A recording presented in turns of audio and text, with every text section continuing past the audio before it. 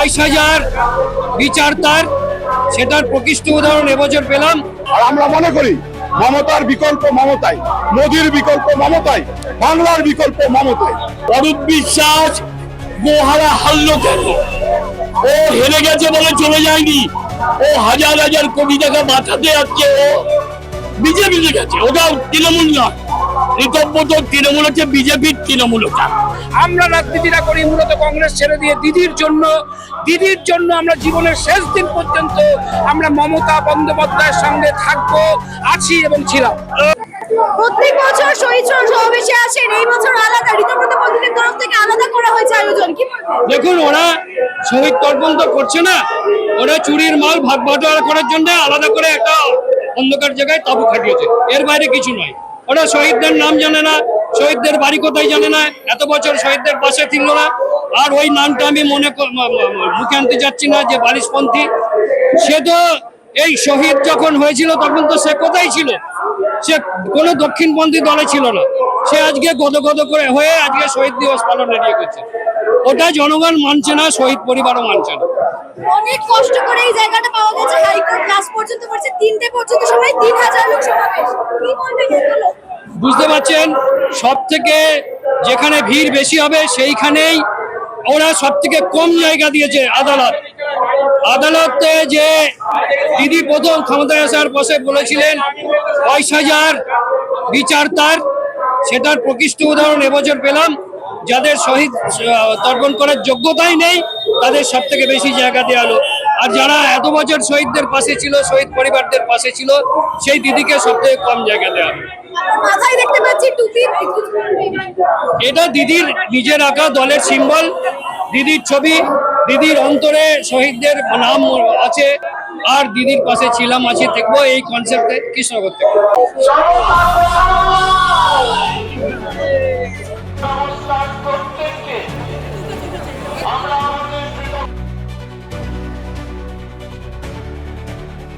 কোথা থেকে আসছেন আপনারা? হ্যাঁ, মালদা। আজকে এই আজকে শহীদ সমাবেশ অন্য প্রত্যেকটা বছরের থেকে আলাদা, জায়গা থেকেই লড়াই এবছরের যে আশাটা, সেটা হচ্ছে লড়াই সংগ্রামের মধ্যে দিয়ে আসা। এর গুরুত্ব অনেক বেশি, এবং দেখছেন দলে দলে লোক আসছে, এত পুলিশি বাধা, এত রেস্ট্রিকশন, এমনকি ডায়াসের উপরে কিছু করতে দেয়নি। কালকে এত বৃষ্টি গেছে, পাট কাটা হচ্ছে, ধান রোপণ হচ্ছে, তাও গ্রামের মানুষ সব আমরা ছুটে এসেছি। আমরা এই লড়াইয়ে জিতবই। মমতা ব্যানার্জি যেখানে, আমরাও সেখানে। আমার কথা হচ্ছে, মমতা ছাড়া তৃণমূলের কোনো ভ্যালুই নাই। তৃণমূল মানেই মমতা, মমতা মানেই তৃণমূল। আর আমরা মনে করি মমতার বিকল্প মমতাই, মোদির বিকল্প মমতাই, বাংলার বিকল্প মমতাই। এই বিষয়ে শুভেন্দু অধিকারী সরকার, না, শুভেন্দু আছেন, ভালো মানুষ, হয়তো উনি মুখ্যমন্ত্রিত্ব চালাচ্ছেন, আমরা একসাথে কাজ করেছি। এটা বিষয় নিয়ে ব্যক্তিগতভাবে আমি কিছু বলবো না, তবে আমি এইটুকু বলবো, যেভাবে চলছে পুলিশ টর্চার এবং বিভিন্ন জায়গায় মানুষকে হ্যারাসমেন্ট, ছোটখাটো ব্যাপার নিয়ে মানুষকে এটা মনে হয় বন্ধ হওয়া উচিত। এটা বাংলা, এটা কিন্তু ইউপি নয়, এটা কিন্তু রাজস্থান নয়, এটা কিন্তু গুজরাট নয়। এখানকার মানুষ কিন্তু ভালোভাবে নিচ্ছে না।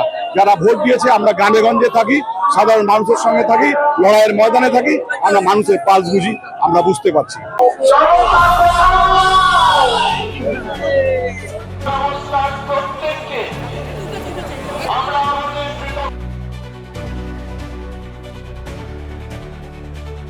থেকে এসছি, অরূপ বিশ্বাসের এরিয়া। অরূপ বিশ্বাস গোহারা হারলো কেন? ও হেরে গেছে বলে চলে যায়নি, ও হাজার হাজার কোটি টাকা বাঁচাতে যাচ্ছে, ও বিজেপিতে গেছে, ওটাও তৃণমূল নয়। ঋতব্রত তৃণমূল হচ্ছে বিজেপির তৃণমূল। আজকে ওখানে যত ভিড় হবে, যেটুকুনি লোক হবে, মনে করবেন ওটা বিজেপির লোক। এখানে প্রতিটা গরিব মানুষ এবং নিঃস্বার্থ ভাবে যারা দিদিকে ভালোবাসে, তারা আজকে আমরা এখানে জমায়েত হয়েছি। আজকে 294টা সিটের ইলেকশন হয়েছে। আমি খালি আপনাদের মাধ্যমে একটা রিকোয়েস্ট করছি, শুধু ভবানীপুর আসনটা রিকাউন্ট করুন। দিদি 30,000-এর বেশি ভোটে জিতে আছে, কিন্তু যারা সিআরপিএফ দিয়ে আমাদের এজেন্টদের লাঠি মেরে এবং দিদিকে মেরে ওরা ভোটটা জিতেছে। ও যদি যদি এক বাপের বেটা হয়ে থাকে, ও তো বলে আমি মোদির ছেলে, যদি ও শিশিরের ছেলে হয়ে থাকে, তাহলে ভবানীপুরটাকে রিজার্ভ করা, ভবানীপুরটাকে রিজার্ভ করা, তাহলে বুঝলো বাপের বেটা।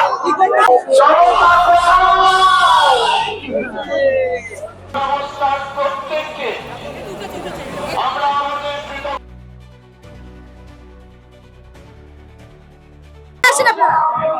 আমরা টালিগঞ্জ থেকে এসেছি।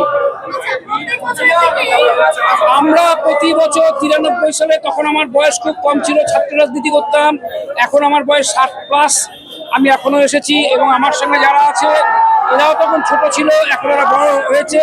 আমাদের সঙ্গে এক বয়স্ক উনি আছে, উনি এখন প্রায় 70-এর কাছাকাছি। উনি তখন ইয়ং ছিল, উনিও তখন এসেছিল এবং ওনার সামনেই সমস্ত শহীদগুলো হয়েছিল, সেই সমস্ত ইতিহাস সেগুলো।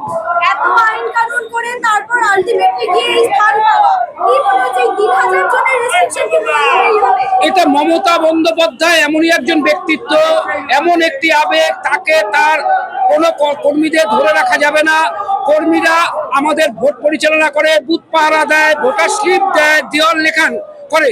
নেতারা উপর থেকে আমাদের শুধুমাত্র উপরে উপরে থাকে, এরা আমাদের শুধুমাত্র কুকুর ছাগলের মতন ব্যবহার করে এসছে দীর্ঘদিন। আমরা রাজনীতিটা করি মূলত কংগ্রেস ছেড়ে দিয়ে দিদির জন্য আমরা জীবনের শেষ দিন পর্যন্ত আমরা মমতা বন্দ্যোপাধ্যায়ের সঙ্গে থাকবো, আছি এবং ছিলাম। স্ট্রোক কি জিনিসটা, স্ট্রোক নিয়ে আমাদের একটা ক্লিয়ার ধারণা থাকা দরকার। স্ট্রোক হলে মানুষের মাথায় রক্ত সরবরাহ হঠাৎ করে কমে যায়। যেখানে রক্ত সরবরাহ কমে যাচ্ছে সেইখানের ব্রেন কাজ করতে পারে না, সেই অংশটা কাজ না করার জন্য এই লক্ষণগুলো আমাদের শুরু হয়। হঠাৎ করে একটা দিক দুর্বল হয়ে পড়েছে, নাড়তে পারছি না, হঠাৎ করে মাথা ঘুরতে শুরু করেছে, হঠাৎ করে চোখে দেখতে পাচ্ছি না, এরকম সব লক্ষণ এসে পড়ে। এই হঠাৎ করে শুরু হয়ে যাওয়া লক্ষণগুলো দেখে ঘাবড়ে গেলে হবে না। এই লক্ষণগুলো হলে আমাদের দ্রুত ডাক্তারের শরণাপন্ন হতে হবে যে আমার এই সিমটমটা শুরু হয়েছে। কেন? এই যে দ্রুততা খুব দরকার। ব্রেন সেলগুলো যখনই রক্ত পাচ্ছে না তখনই মারা যেতে শুরু করে এবং যত সময় পার হয় তত বেশি বেশি মারা যেতে থাকে এবং একটা সময়ের পরে অনেকটা সেল যখন মারা যায় তখন সেই অংশগুলো নতুন করে তৈরি হয় না, ফলে সেখানে একটা পার্মানেন্ট ডিসেবিলিটি বা রোগ তৈরি হয়ে যায়, সেটা চট করে ঠিক হতে চায় না। এখন এরকম আধুনিক ওষুধ এসেছে যে সেই ইনজেকশন দিয়ে স্ট্রোকের যে রক্ত প্রবাহ বন্ধ হয়ে গেছিল সেটাকে আবার চালু করে দেওয়া যায়। এই ওষুধগুলো সাধারণত প্রথম কয়েক ঘন্টার মধ্যেই কাজ করে, তারপরে আর কাজ করে না। তখন ওই জায়গার কেন সেলগুলো পার্মানেন্টলি মরে গেছে আর সেইগুলো তৈরি হয় না, ফলে রুগীকে ওই লক্ষণগুলো প্রকাশ পাওয়ার প্রথম 1-2 ঘন্টার মধ্যে হসপিটালে পৌঁছাতে হবে। তারপরে সঙ্গে সঙ্গে ডাক্তারবাবুরা সিটি স্ক্যান করেন এবং অন্যান্য লক্ষণ পরীক্ষা করেন, করে ইমিডিয়েট ওষুধ তার ব্যবস্থা করেন।